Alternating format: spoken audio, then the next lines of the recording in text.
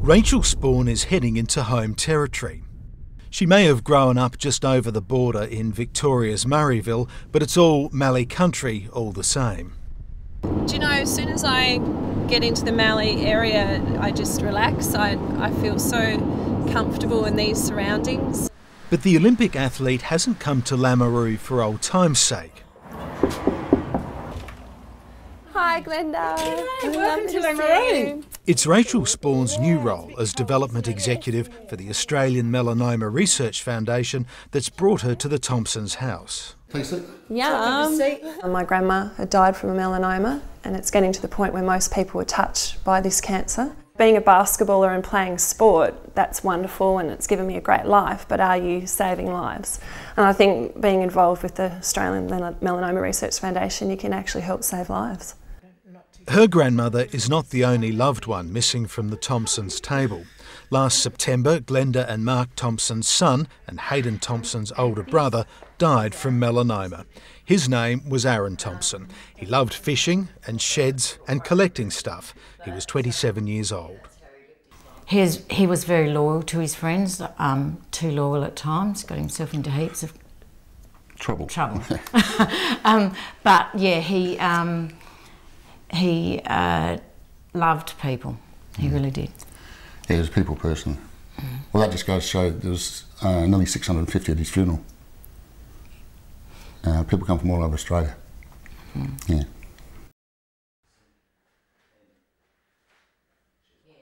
The disease was particularly capricious and cruel. Aaron Thomson's melanoma started out on his heel. It looked like a crack. And I said to him, Aaron, your heels are really bad, because they were bleeding on my sheets. And I said, so he didn't take any notice of it. He just thought, you know, put cream on it and it would soften up and heal over like it was just cracked. And that went on for about 12 months nearly. 3 doctors had told him it was a plantar wart, but it wouldn't go away. Then, with his wedding just weeks away, Aaron Thomson discovered lumps behind his knee. It turned out to be cancerous. The melanoma had spread. 10 months after his diagnosis, Aaron Thomson's son Patrick was born. There were a few short, precious hours together before Aaron Thomson fell into a coma and died.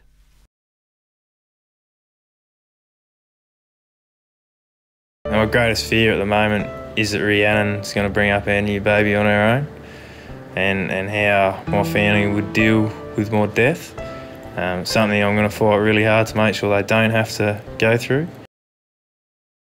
But he was determined that melanoma would not get the last word. Soon after he was diagnosed, Aaron Thomson started this DVD with the help of his wife, Rhiannon. The mining company he was working for in Western Australia paid for the production costs. Aaron Thomson's plan was to beat the disease, move back to South Australia and tour with the DVD. Aaron wrote what he wanted in the DVD and how he wanted it to come across. And because he was a pretty strong-willed person, so he used to do things how he wanted them done. Now, where did you get that from?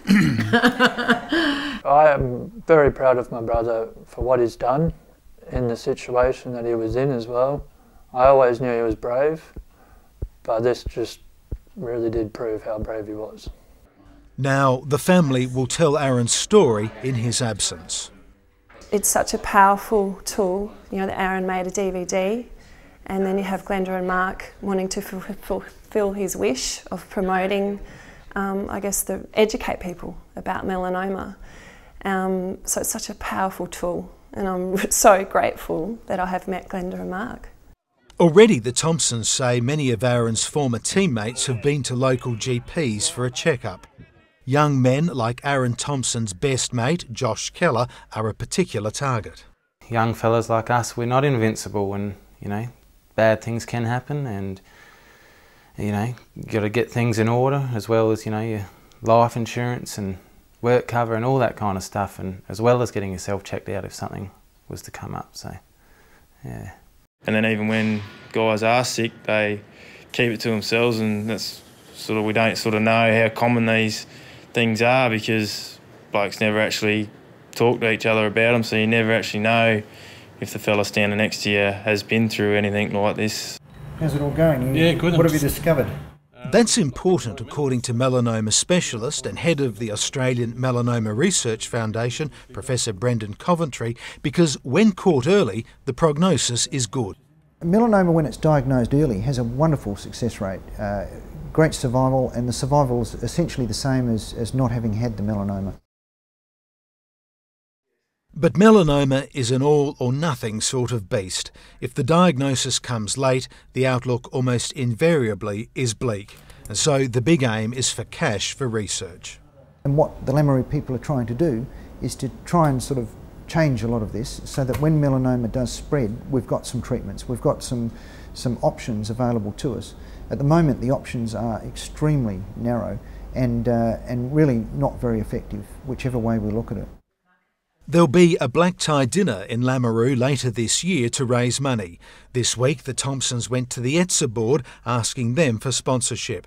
The Thomsons will target football clubs in towns across the state. In fact, they'll go to weddings, parties, anything, because the one thing they never want to go to again is another young person's funeral.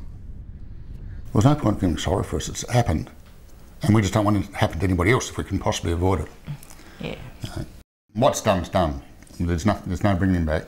Our aim is to go out and help other people. We don't want people to feel sorry for us.